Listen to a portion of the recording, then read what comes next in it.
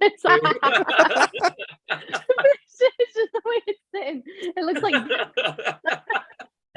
Welcome back to Dangerous Dialogues. It's so exciting to say that. We've not said that in forever and a day. Oh no, I did the thing where I forgot to fucking mute it. Now I muted it. Anyway, we almost had double of us. 4 is plenty for a conversation. 8 is quite extreme. Dangerous Dialogues are back for another series throughout the month of July, which is where it is July, isn't it? Yeah, great. Yes, yes, darling. I haven't just sat and planned 3 months worth of content and then I'm confused about what month we're actually in. We're in a pre-fringe state. It's July. Great. Today we're talking about coping with death, and we're going to be trying to be quite light and airy about it because it's obviously a really heavy conversation to be having. Trigger warnings. So trigger warnings. Indeed, you took the words literally out of my mouth. Could not be clearer. We're talking about death. We're talking about everything that comes with that in that big umbrella term. Grief and anxiety and all of the above. So just be clear with that. I'm sure you are anyway, because you clicked on a video that said coping with death. I'm joined by 3 excellent contributors who, if you've been here before, you'll know because they've been here before. I'm just going to do a quick once round and say, over here we have Zoe. Give us a wave, Zoe.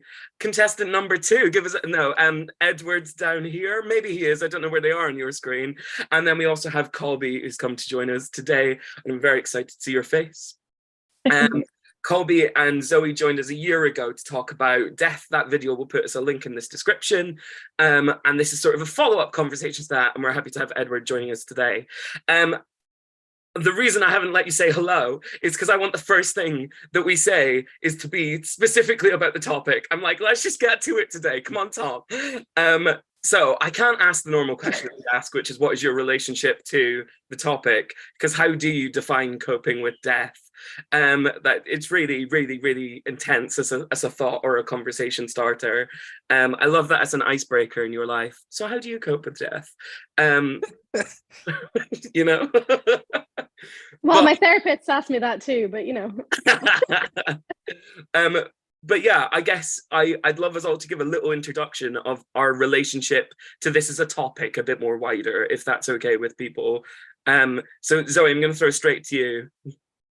Yeah, probably a wise idea because I've probably got the least experience with this. Coping with death, I have more of a relationship to it through other people's eyes. And through the eyes of like my course rather than having real personal experience with obviously I've had people around me die, people I know die, but no one extremely close to me where I feel like you go through a grieving process, I think, with anyone around you that dies, but not to the point where I'm so heavily affected that it's almost affected my brain chemistry and I've had to find ways to properly cope with it. I think the closest thing that's happened to me is, like my Sims dying and the Grim Reaper turning up and taking them away.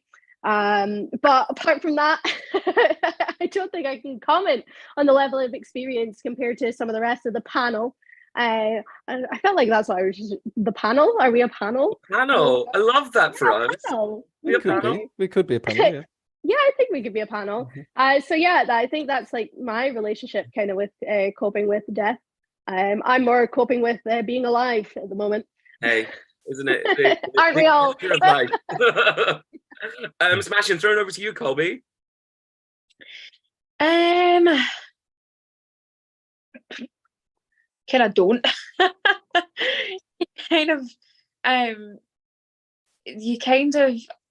For me personally, you were kind of just put into this strange bubble. And you kind of just like float along. Yeah. Not until very recently have I actually found, right, you need to get your shit together. Like for one, so many things that I have just let go since my mum passed away. Like my body for one. Not that I was ever saying my body was a temple before, but my God, like have not been to the gym in the longest time. Visibly, like plumper than I was before, like, my mum passed away. And I love the word plump. I love it. plump makes me feel better than using a nasty word for myself, because plump could be like, we're all about that pause. Like, I can't use a negative word against myself, because then Sure. self-love. But I'm visibly plump. Like, I'm kind of a mix between a marshmallow and the Michelin Man. We love it. But so you either kind of don't, and then you just kind of let yourself go. Like, comfort eating for me was a massive thing, and probably still is. But yeah, I suppose we can talk about that in one of the coping mechanisms. But yeah, you're absolutely there. You're going through the checklist. I love it. Lovely. And Edward, could just a sort of brief overview of your relationship to all of this. Yes. Well, very broadly speaking, I'd like to echo Colby, actually. And all three of you know me quite well, and it's possible that people watching do as well. So that might seem slightly surprising. So for the benefit of people that don't know, I'm in my mid-20s now, and I lost my mother when I was 16, my father when I was 17, my grandmother when I was 19, and my husband when I was 21. So 22 actually.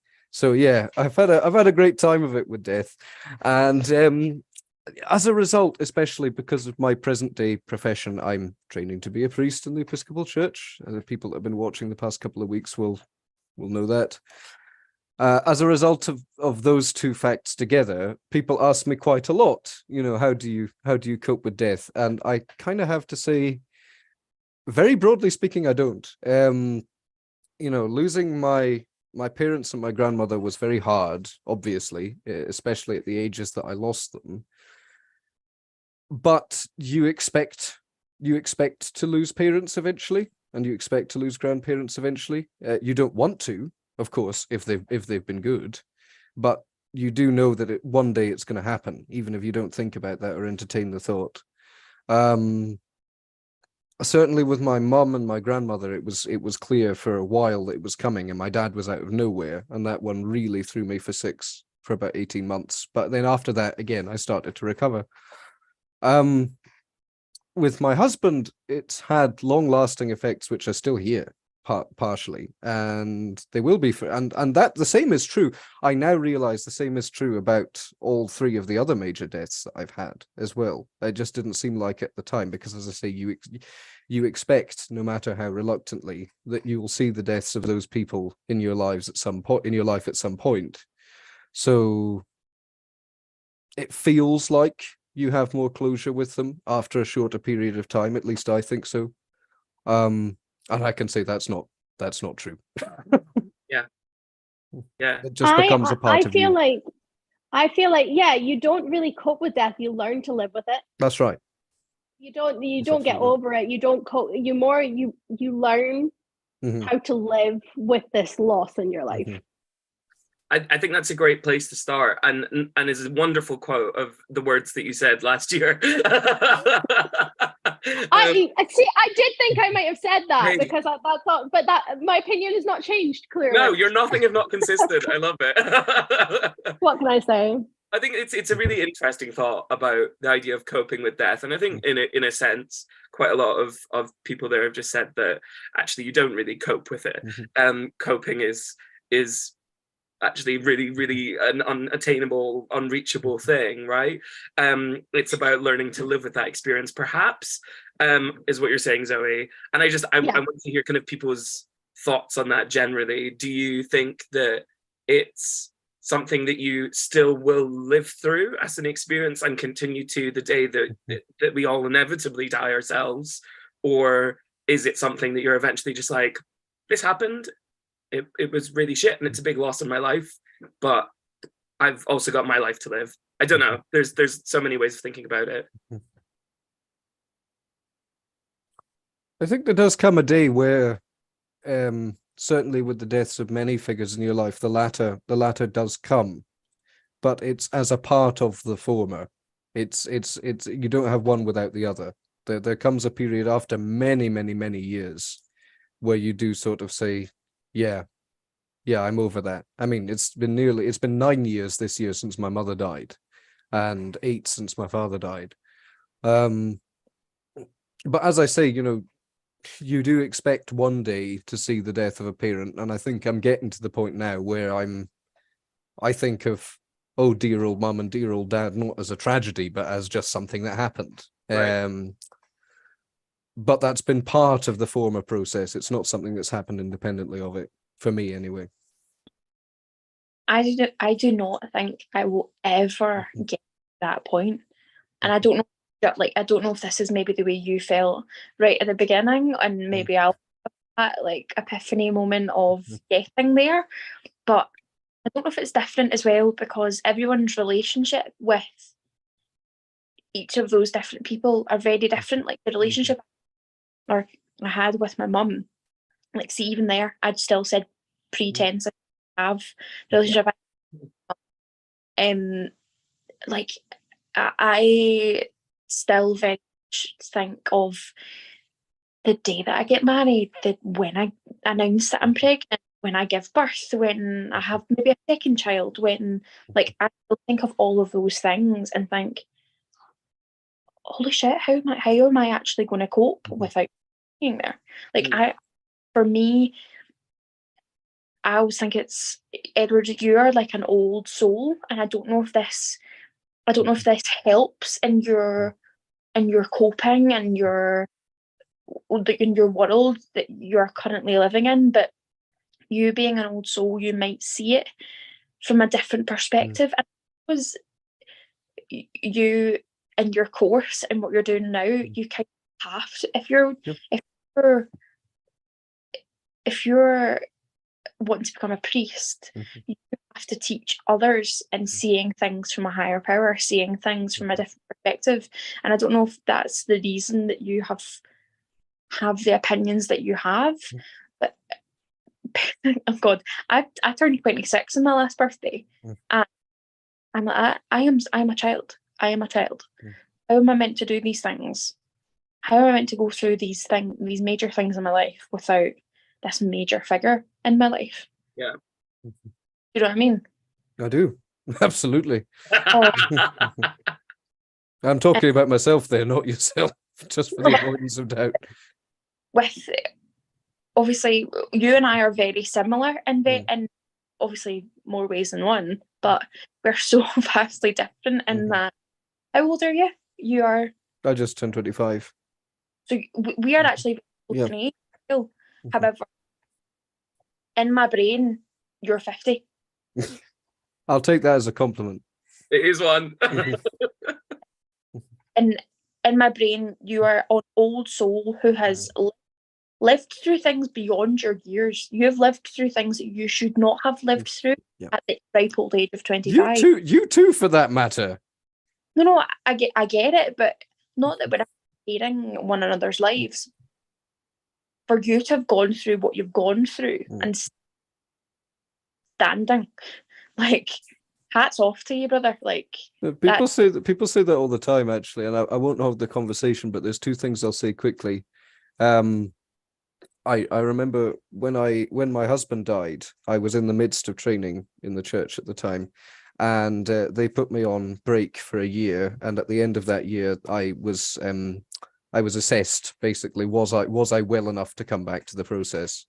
And because the church likes to be quite transparent, every single piece of paper where something's been written about me, I've seen a copy of it before it's been officially sent. And so I saw the report from the psychiatrist, and they said, my only concern about Edward is, why is he so okay? Basically, I don't understand why he's as all right as he is, or at least appears to be such. But the other thing I was going to say, I can't remember exactly what it was, Colby, that you said that made me think of this. I'm sorry. My dad was an old soul in his own way as well, but not to the extent that I am, I don't think. And No, yeah, well, Tom knew him. Yeah. In fact, my dad had a very, very healthy relationship with his inner child, it would be fair to say. Yeah. Always playing pranks and things like that. But anyway, he lost his dad when he was 10 and had a pretty good relationship with his mum. But certainly, like a lot of men his age, certainly gravitated far more towards his dad. And I can remember him coming up to me. I can't remember exactly what it was I'd done, but I'd done something where I'd gotten a certificate, and he was quite proud of me for it, but he hadn't been there to see me get the certificate. And he came up to me crying, actually, or just about in tears, and said, the only the youngest I was when I did something like that was when I passed out from basic training in the army. And I got a certificate, I got a stripe, I got my mum there to watch me at my pass out parade, and that was all great, but the person I really wanted was my dad. And he was struggling to handle the fact that for whatever this was, and I can't remember what it was, but I do remember it wasn't something I particularly cared about, but that really awoke something in him, that he hadn't been there for me because he desperately wanted his dad at a similar thing for him. Yeah. So I do resonate with what you're saying about going on into life events without these people around. And it's funny because I think a lot of those things they're about memories, right? Mm-hmm. It's about the memories you want to make with that person that you don't have the opportunity necessarily to make with them. But I mean, is there a point? So I mean, certainly from my own experience, just speaking slightly selfishly for a second, I think there is a moment where I just start to have the memories of the great things, where it's like, oh, she did this, or it's like, oh, there was that time he fucking called me a wanker and it was really funny, or you know what I mean? It's shit like that. Sorry, the little things, and it's little things that stick with me. It's not to say that the bigger things don't still exist, but it's the little things that continue to kind of resonate around in my head. And I don't know if part of what you were both talking about there is Edward sort of being slightly further ahead, if you will, in this journey of coping with death. Has time been a healer? For me, yeah, most definitely. And you've touched on something there, and I don't know if the rest of you will resonate this, or whether including Colby in that, because everyone deals with death in a different way, and there's a different time scale for everyone. And yeah, I struggle to kind of articulate this aspect myself. But what I will say as two disclaimers is that one is, for me, I noticed this process start to happen within about 9 months after the person dying. And two is, I've only ever met one other person who said that they feel the same way about losing someone. And I call it becoming a memory, which, as I say, it was for after about 9 months for me, but that could be drastically different for other people. And I don't even know if it happens for other people, really, because my sample size beyond myself is one other person that said they've resonated with this. Is that after a little while, I know all of you personally, and I haven't seen any of you in person for a good few months at least, apart from Zoe, who waved at me in the car a few weeks ago. But that wasn't really I wasn't really seeing her in person. But Colby, I haven't seen you in person for years, for example. But I could still picture you walk in my bedroom door right now. I could picture how you talk, how you walk, etc. And for some reason, even though I'm even further removed from you than I am from my husband, let's say, I can still picture you walk in that door, but I can't picture Jonathan walk in that door. I can only think of him in terms of memories that I've had with him. The only exception to that is in dreams. I can still make new thoughts about him when I dream, but that's more painful than anything else. So I have to wonder if it's a mental block, if it's a wall that myself's put up for myself. It probably is, with that in mind. But yeah, I refer to that process as becoming a memory, like I say. That's so strange. Mm-hmm. It's interesting. I get what you're saying, as in, I could imagine how you would walk into my living room and say, like, I could totally imagine. I don't know if it's because I am still pretense in my head with my mother, but I still probably could imagine her walking. If that, yeah, it does. Yeah. Weirdly, although and I don't know if this is getting onto like airy fairy topics, but someone I recently was at like a psychic evening, and beforehand I was like really like, okay, I'm ready to receive like some sort of message from my mum.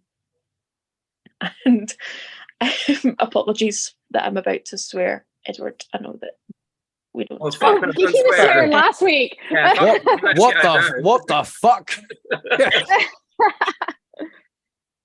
Walked into this room, and it was literally you were just one-on-one with a psychic. And I walked into this room, and I was like giving all the good vibes. I was like, I'm going to get a message from my mum, and walked in, and I was shuffling cards, and the knight, I think it's the Knight of Swords, like popped out of card, like when I was shuffling, and I was like, oh, will I keep him there as one of my 6 cards? And she was like, yeah. And then I picked the other 6, and she was like, okay, first let's go on the Knight of Swords. It's a lot of anger and aggression with that card, you know. I'm feeling that for you in your life. Would that make sense with anyone? And I was like, for me, you probably won't know, but like I don't have a very good relationship with my dad, for example. So for me, I was like, yeah, it would probably be a parent. And she was like, oh, and she like started like touching her chest and stuff. She was like, oh, I'm getting a real sense that it's, you know, your mother. And in my head I was like, okay, now I know you're just full of shit. Can I leave now? That was not where I thought you were going to go, but I'm quite glad it was. Yeah.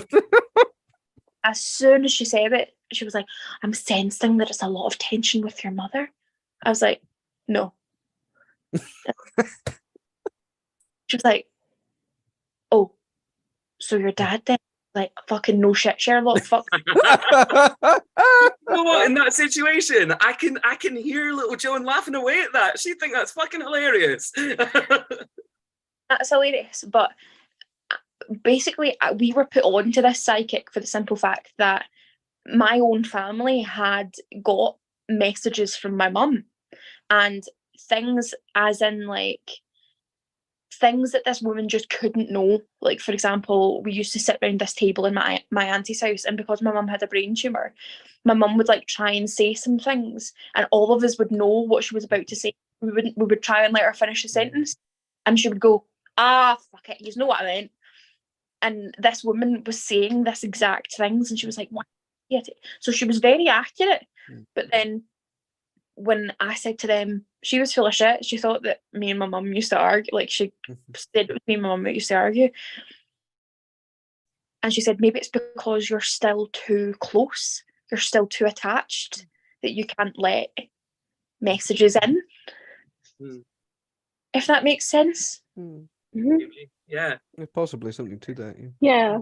I feel like not to psychoanalyze, which I tend to love doing, but I feel like if we're looking at the Kubler-Ross 5 stages of grief, I feel like, Colby, you're still quite in like the denial stage. Always.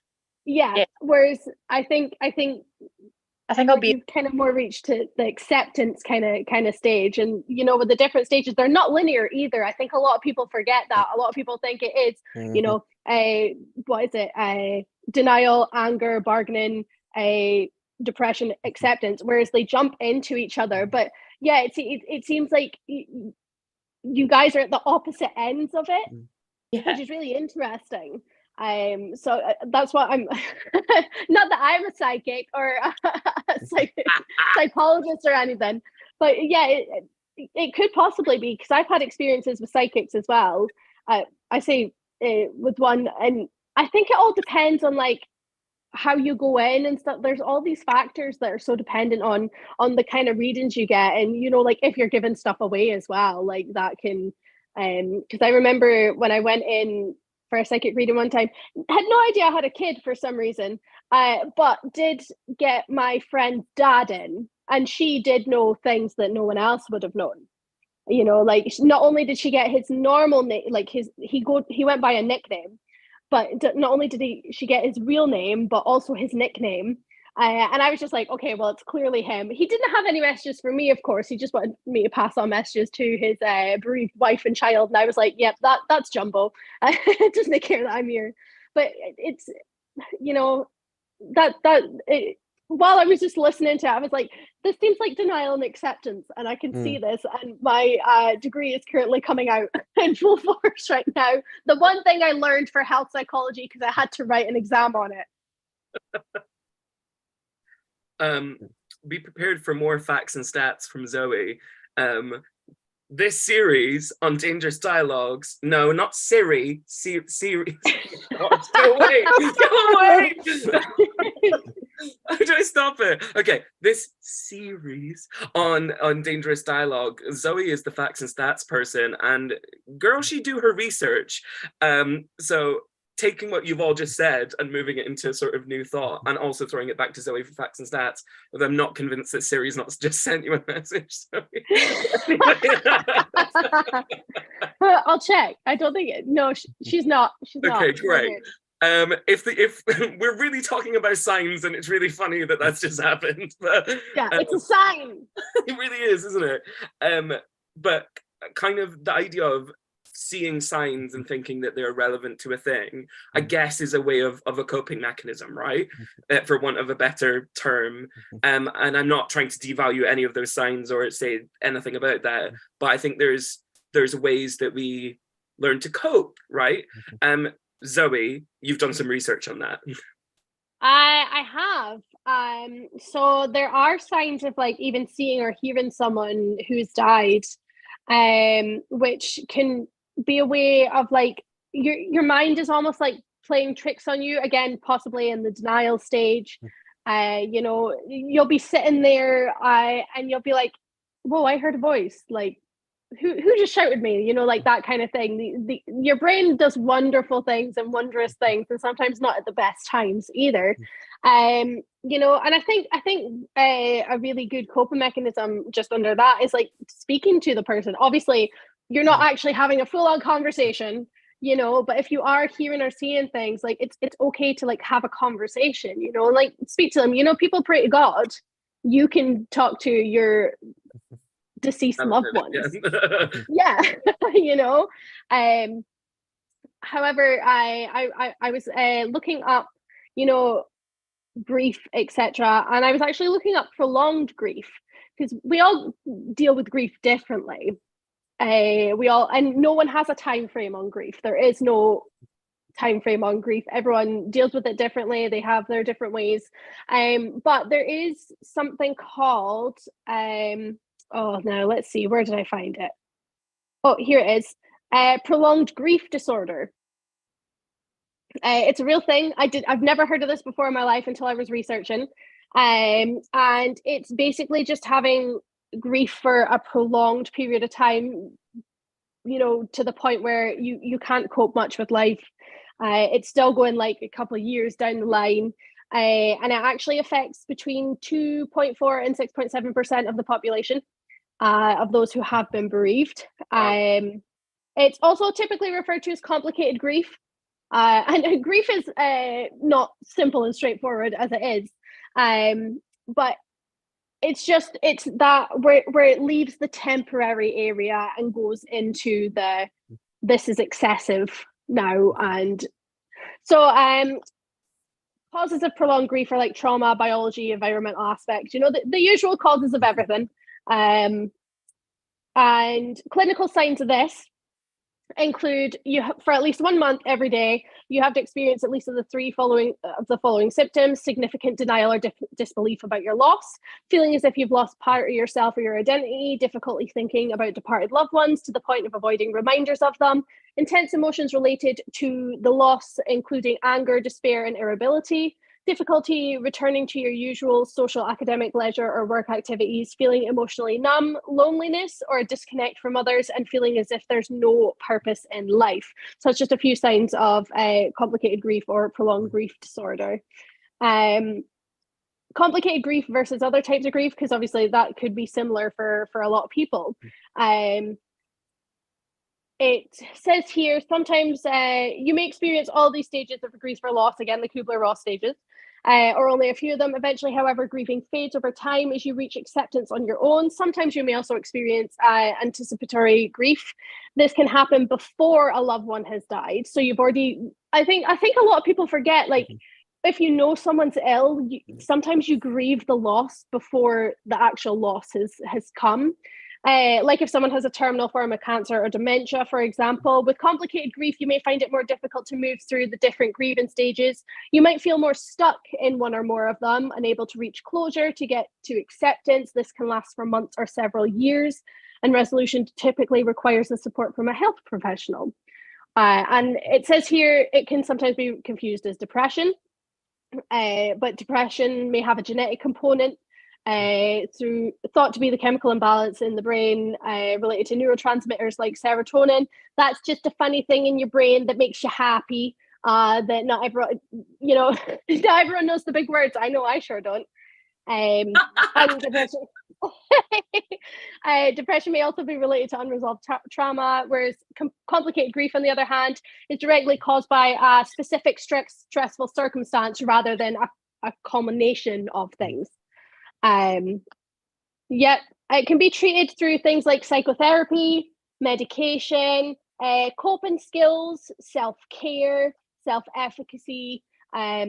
So if you do resonate with any of these and you're listening, then be sure, reach out for help. Grief is hard enough as it is. And a lot of these things will help towards grief as well. I don't know how any of you guys feel about. I was about to say, actually, that's probably one of the most common coping mechanisms with any form of grief, but specifically with death, is like quite literally talking to people, right? Yeah. Hell yeah. Yeah. When you're open about things and you discuss and you open a dialogue, it's a great coping mechanism for anything, to be honest, because when you're sitting dealing with it on your own, it's such a burden on yourself. Yeah. And if you can't talk to anyone, you can't unburden these things, and you can't, just lift. You're not going to lift all that weight off talking to people. It's just not going to happen. But just lifting like a couple of the rocks that are on your back, it helps you stand up a slightly taller. Do you know what's weird? My singing teacher / friend teaches in a school in Glasgow called Hamilton Theatre Arts, and she has a set group of kids who are obviously moving through their degree, and they have like in-house projects that they have to do. And for last term, one of their acting projects that they had to do, so these kids are predominantly dancers, singers, they are not actors, but she picked a specific acting piece to get them out of their comfort zone and see what they could do. And she picked a piece called Glee and Me.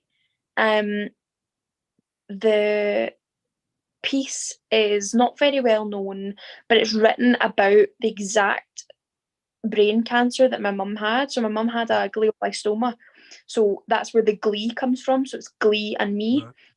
This is a play about a 15-year-old girl who finds out that she has brain cancer, and it's all from her perspective of how she copes through, like, telling people at school, telling her mum, how her mum reacts with it. And for that piece, Gillian had asked me to go into one of their classes, like pre the performance, and actually talk about my experience with mum. So obviously it was a different experience, as in I wasn't the one with cancer, mum was. So it was kind of flipped for those kids, because obviously they were playing the child and being able to tell mum, but I was just telling the experience. So basically they used mum as a case study, and they wrote about mum through journals, and they wrote about her after I'd spoken about her. And do you know, it was so weird when you're in a hospice with someone, and at that point it was like peak COVID, so not all of my family could get in to see my mum, which is heartbreaking in itself. So only 2 people were allowed in, me and my auntie. And there's certain things that happened that until I had that meeting or that class with those kids, I had never spoken any of this to another soul, because me and my auntie were the only ones who lived it, and silly details that I was having to tell the kids because I knew that they would be the ones acting it. So like about how her body moved, about how the things that she did, about how the speech deteriorated, and reiterating that she would try to get the words out, and trying to teach them the difference between taking the piss out of someone with it and actually, like, you know, that way where someone's got a stutter, and if someone is playing someone with a stutter, they would often take the piss out of it, whereas in actual fact, if you lived for an hour with a stutter, you would never take the piss out of it ever again. Live your experience through it and actually act through it.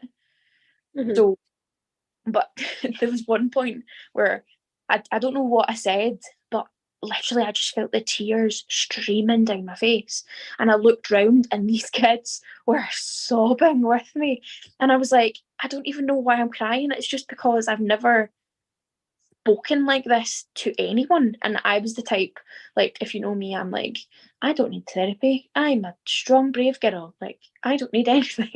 So to actually speak to someone and then, oh Jesus, seeing the actual show.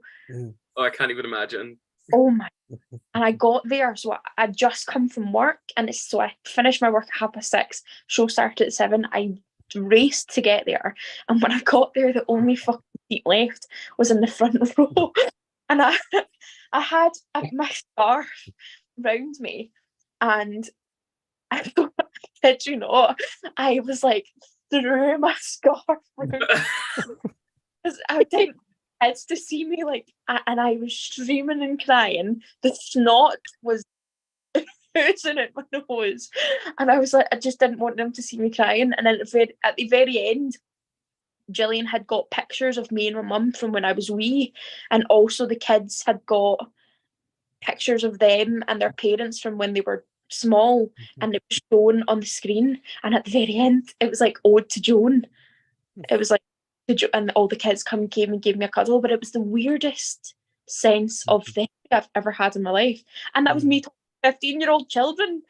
Like, it's just so strange that some people's form of therapy can come in so many different ways. Like, absolutely, your form of therapy could be to pray. Your form of therapy could be go and find a random set of 15-year-old kids and tell them about your trauma. If it works. Or speak to your best friend, or write it in a diary, or anything that you feel like gets your true thought. Because we can all bullshit. Like, if I was to get a diary, I could bullshit on a page and try and make it pretty, but if you actually get your truth out on a bit of paper or in actual words, or I feel like that's the only way that you could kind of close a book on that chapter. Because there's certain parts of my life now that I actually have no recollection of, none whatsoever. Yep. And it's so sad because Mark's my boyfriend, who you might be able to hear because he's screaming and shouting on blooming the Xbox with his friend. Celtic must be beating him. When you pointed up, I was like, God. B Mizzle is beating. I am one with Mark. Marcus Evangelisti Meus. Mark and I started going out in the November, and my mum passed away in the December. So for so many reasons, people are like, oh, that was your mum giving you that person to like get you through it. But it's weird because for the first, I want to say 6 months of our relationship together, or even longer than that, I have no idea what we did, where we went, what we talked about. Like, we'll go to a restaurant and I'll be like, oh, this is really nice, we should come here again. And Mark was like, we came here in like the start of our relationship. And I'm like, no, we didn't. No, I have. It's actually caused social problems for me in some instances, because a lot of my friends regard me as the friend with the phenomenally good memory. And I personally don't think of myself that way, and Tom's smiling there. But with good reason, in my opinion. But I do think I have a pretty damn good memory compared to most people. And especially, I've got a lot of friends who smoked a lot of grass in their past, some of whom still do. So yeah, my memory's definitely better than theirs. And that would be a Father Ted moment where I should be like, the bishop. Anyway, yeah, no, I've had things where, like, I promised to do something for someone, for example, and didn't do it, and they've said they haven't brought me up on it, but they've held it against me for years. And they brought it up against me in an argument, like, you said you would once do this really important thing to me, and you never did. And I said, well, I don't remember promising to do that. I'm sorry. I believe you that I promised to do that, but I don't have any memory of that promise. Yeah. And they then, because of my reputation, get more annoyed with me because they're like, you with your legendary memory forgot this thing. And all of these things happened surrounding the deaths of my loved ones, funnily enough. So I mean, Go absolutely. ahead, Sorry, Tom. just to echo that before you say your bit, Zoe. My grandfather died on my 17th birthday. I can quite distinctly remember all of that day. My 18th birthday, I remember all of it because I was 18 and my friends had got me a stripper. So that was all great.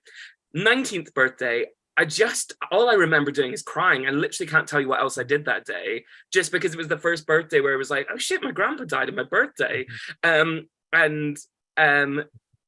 then I called my mom, and I was just in tears at like 9 o'clock in the morning. And she thankfully was free that day, so she just came up and joined me. But all I just genuinely remember is sitting in Starbucks with a hot chocolate and crying for the entire day. But I must have done other things. So yeah, exactly what you're both saying. It's that, you know, grief is sometimes all encompassing. absolutely. That's and stacks. Yes. Stacks. Shags and what? So while I was researching, there is actually a term known as grief brain, which affects memory, cognition, concentration. So grief can actually rewire your brain in a way that it worsens all of these things, which could have been what you guys were experiencing, which I thought was really interesting. So the effects of grief brain, it's similar to like having chronic stress, you know, which is never great for anyone. And that puts the brain into survival mode, which then reacts in fight or flight hormones, heart rate's increasing, blood flows, etc. Over time, grief can affect attention, memory, decision-making, the ability to choose words and express yourself with the right language, information processing speeds, and cognitive functions that rely on movement and depth perception, which I thought was really interesting. So yeah, it says here, some studies that were done. In 2 studies in the review, the majority, 60% of the bereaved had a resilient grieving pattern. This means they had lower levels of depression and higher emotional stability than people with chronic grief. So that just means like people that were, you know, not kind of dealing with it better, didn't have the same grief brain that those who were really struggling with it did. So yeah, I thought it was super interesting. And while you guys were talking, I was like, wait, I've been reading up on this. Grief brain is an absolute thing. I promise. I hadn't heard of that before, which it doesn't surprise me, but I hadn't heard of it. It's very interesting. I saw a picture, and it kind of like it also explained like what parts of the brain it affects as well. So talk amongst yourselves while I find that.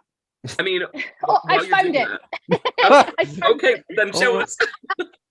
Okay, so it's kind of here. There we go. I'll read it out. So it can affect. So brain regions affected by grief.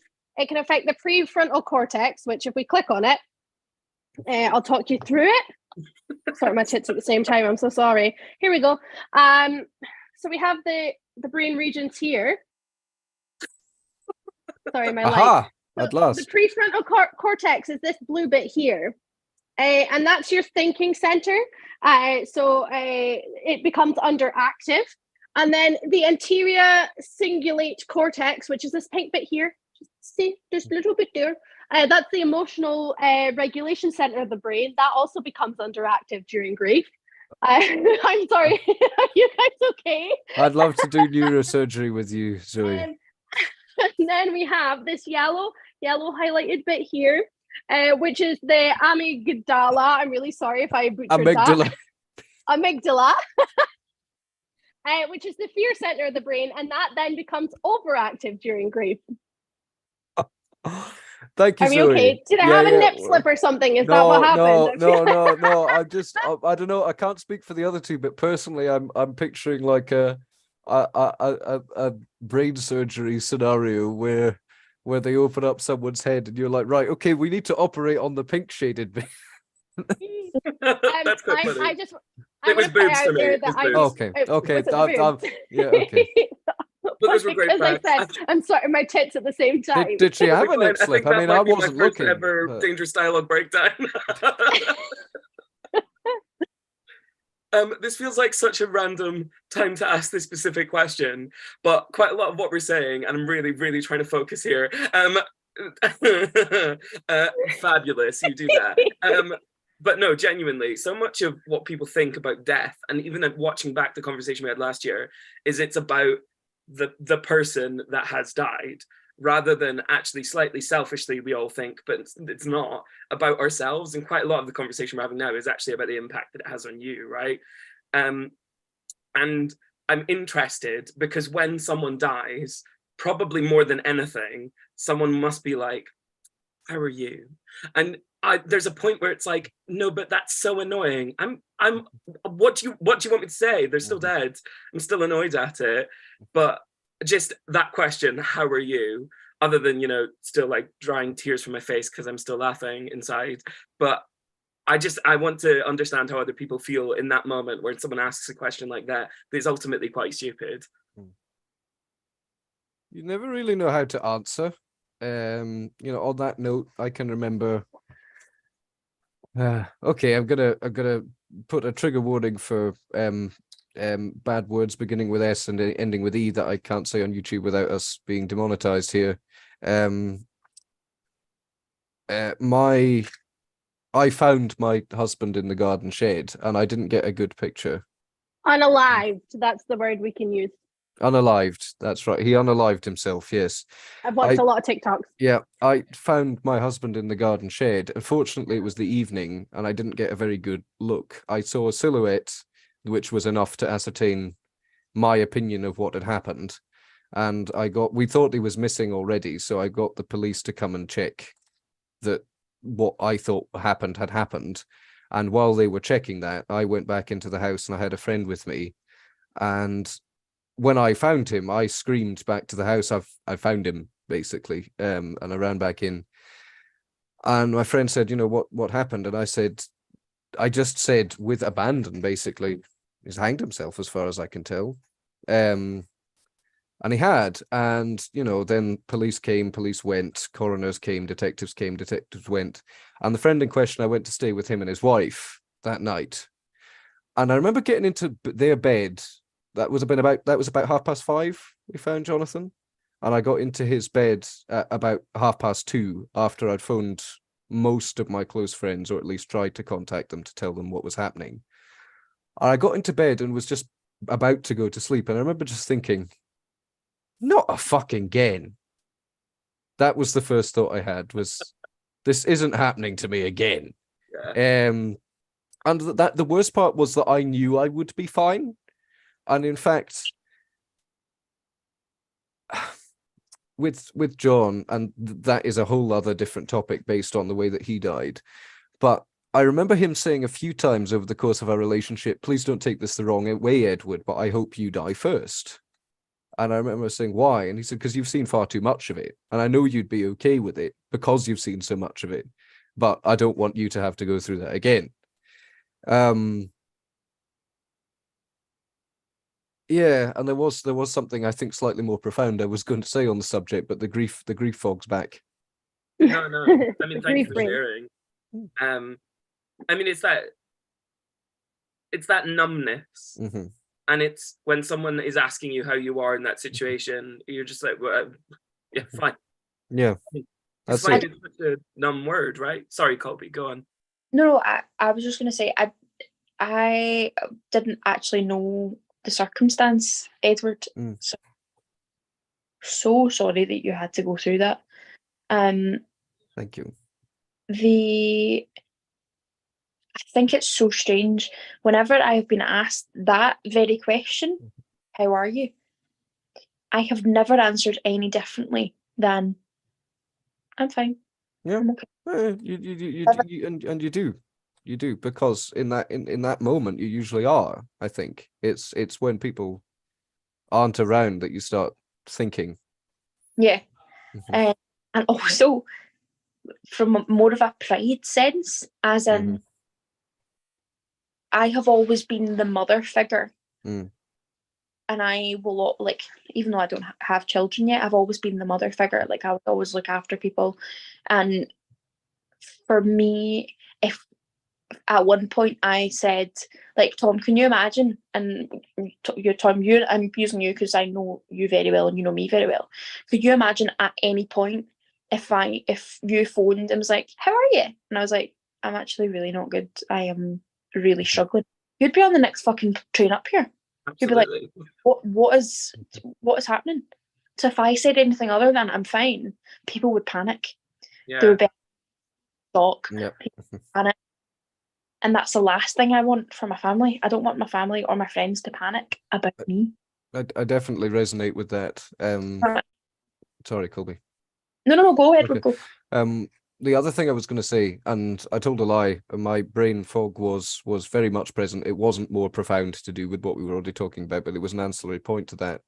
Was because of what I now do with myself and because of what I've been through, I am required, both out of love and out of duty, to say similar things to other people now. And sometimes it's quite easy to just say, how are you? Because sometimes that is clearly what the person is just wanting you to ask. Like, I remember one Christmas, actually. Yes, these sorts of things happen in my line of work. I couldn't believe it either, but they do happen very frequently. One Christmas day, it was just before COVID, so it was Christmas 2019.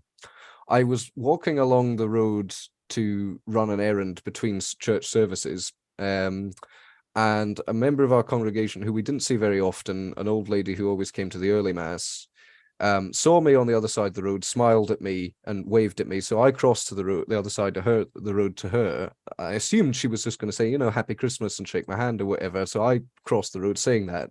And she did exactly that. And then she just said, my husband died last night. Wow. Yeah. And but when you're in the line of work that I'm in, people do just come up to you and say things like that and say, would you say some prayers, please? And things like that. And in that instance, it's quite easy to go, actually, how are you? And make a note, either a mental note or a note in your diary to give them a phone in a few weeks or whatever. But when it's a much more natural event than that, I really struggle with what to say, because I know how the conventional things have felt to me. So I often go actually really quite over the top. And I'd say the conventional things, and I prefer to say them in writing because it comes across a lot better. So I'll send a letter or an email or a card or whatever. And I'll say the conventional things, but I'll put in all these caveats about, how are you, even though I know the answer to this question. And, please do let me know if I can do anything to help, even though I know you will say no, and things like that. And sometimes that works, actually. Sometimes they do say, yeah, you were right. I was going to say no, you can't do anything to help. But because you know that, could you please come for a coffee with me or whatever? Sometimes it's just the thought, letting someone know that you're there and you can ask, and their feelings are valid. Absolutely. Like, for whatever they may be, whether it's whether they don't want to feel at all, whether they feel they're still in the grief stage, any of the feelings that they can have are valid.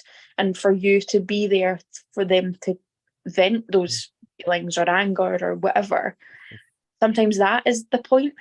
Yeah. You know what I mean? It's funny. I think,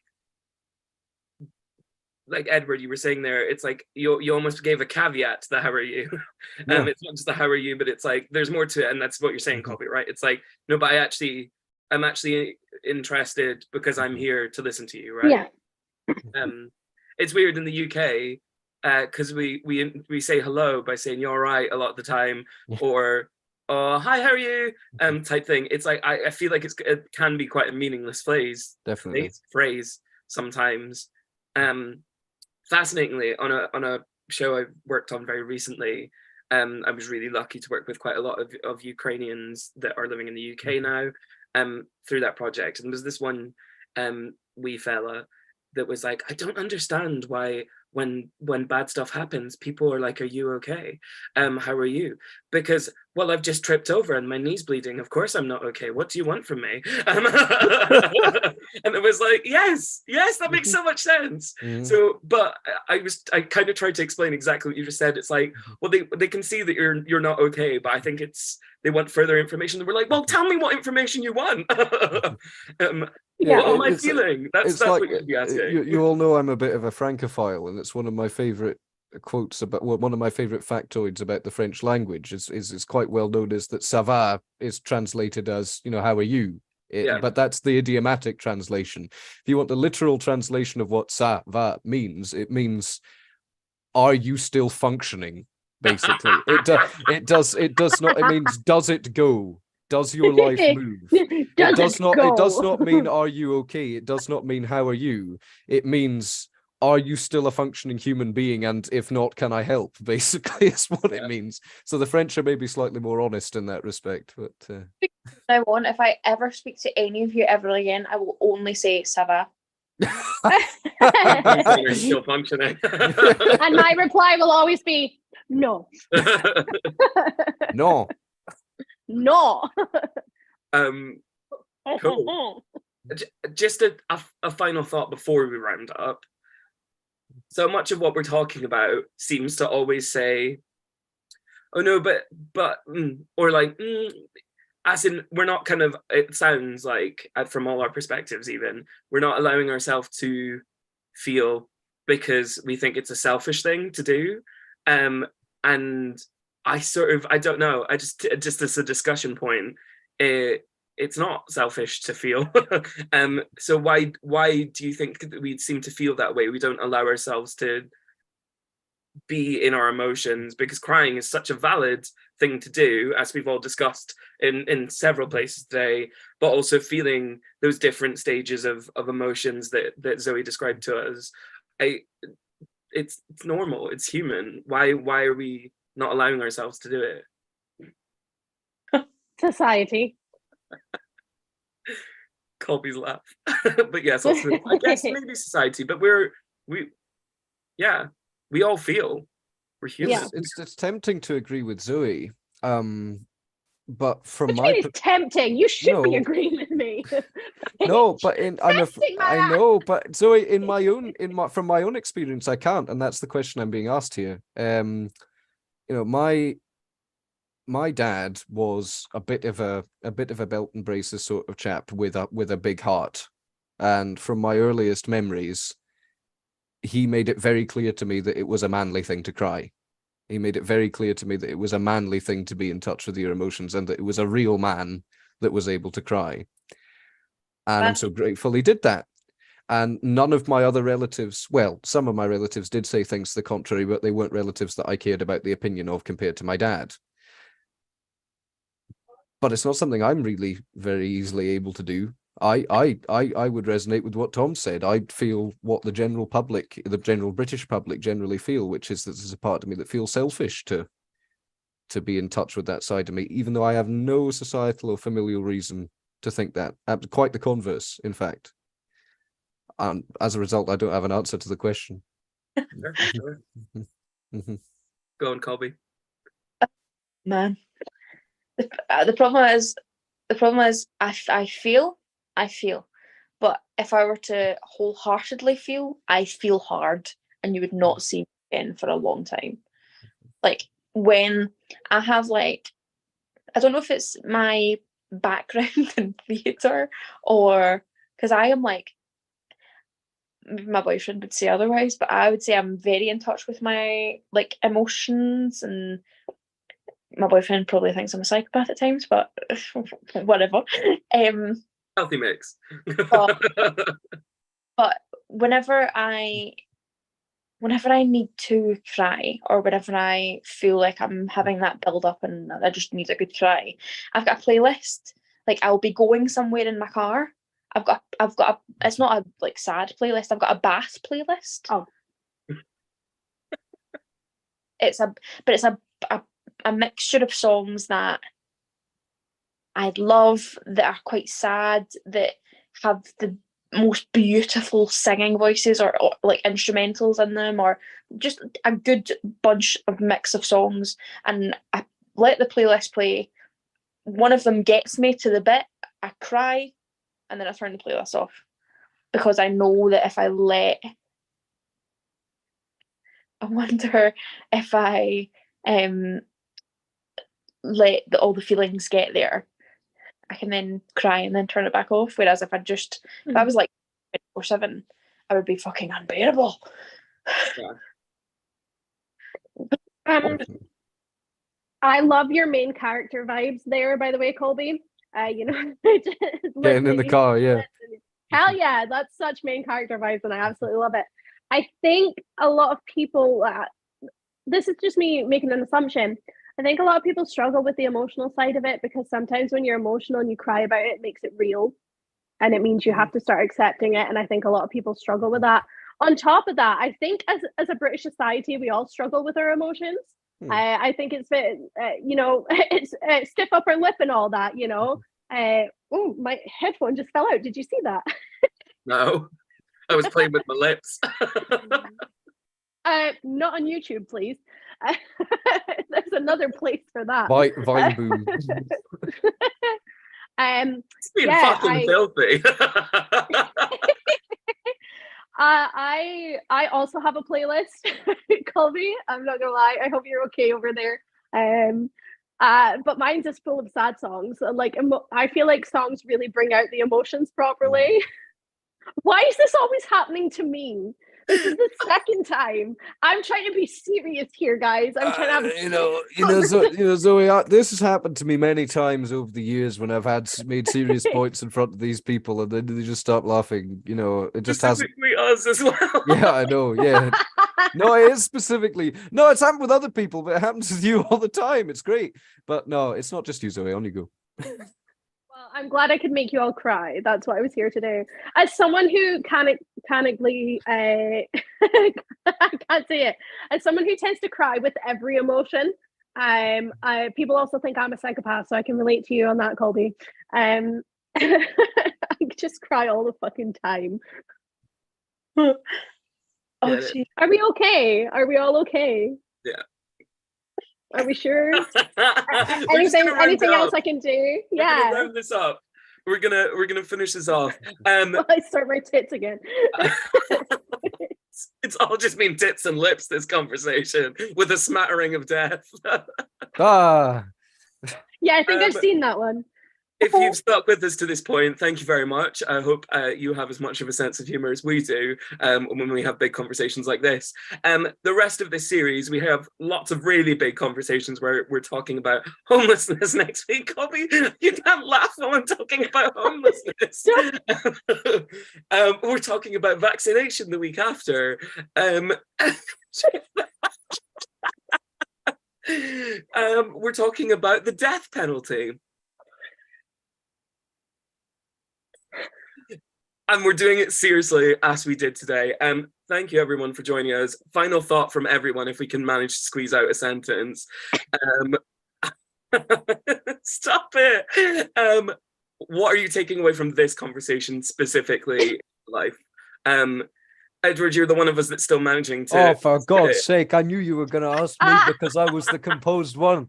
I've been awake and working since 6:30 in the morning. Anyway, I'm going to take away that that really, I think for me, what's resonating is the whole notion of the grief fog. That I've been asked about my grief a lot in my life, and I've heard from a lot of people who have had grief at older ages, but I haven't heard that much from people that have had similar grief at a similar age to what I've had until now, Colby. So thank you. Partially that's my own fault, because partially when I've had the opportunity to hear that at younger ages or at other times, I've shied away from it. But, you know, my own fault in a very loose sense. That's another shortcoming of the English language. It's not that I'm to blame. It's just something I didn't do that I could have done. So I'm taking away, as everyone should, I hope.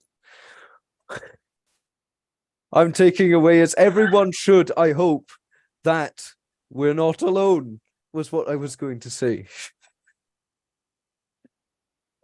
Oh, look, you made Tom cry. Am I cheering now? Colby, your turn. What are you taking away from it? Kind of similarly to you, Edward, as in there are people who go through the same sort of thing at the same age. Mm-hmm. So thank you very much for sharing. And yeah, talk when you can. Zoe? I'm gonna give Zoe a minute. I'm so sorry that I've got the giggles at the end of this, because it's so inappropriate when people are saying really deep and meaningful things. But when you got the giggles, you just got to go with it. Actually, in that very sentiment, feel what you feel, and I think having a chat about it is just always the way. Mm-hmm. And yeah, being a little bit selfish in those things is great. So. So Tom just texted me at that moment, which is why I kind of needed to compose myself again. You know what? If you're going through a loss or a bereavement, be kind to yourself. Take time for yourself, be kind. Let yourself feel how you want to feel. And that's okay, be gentle with yourself. You don't have to do anything. You don't have to get over it like that. And if you don't, that's fine. And if you never fully get over it and it's always just something you live with, that is fine. Grief is different for everyone. Grief is a subjective feeling. But yeah, just be kind to yourself. And don't forget the person. Never forget the person. Remember all the times you had and who they were. And that's all I have to say on that.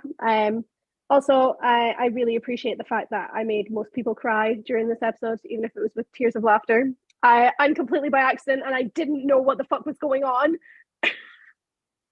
Hey, so yeah, it's all just joy. Love that. Thank you so much for everyone. That's a very Christian sentiment, Mr. Sergeant.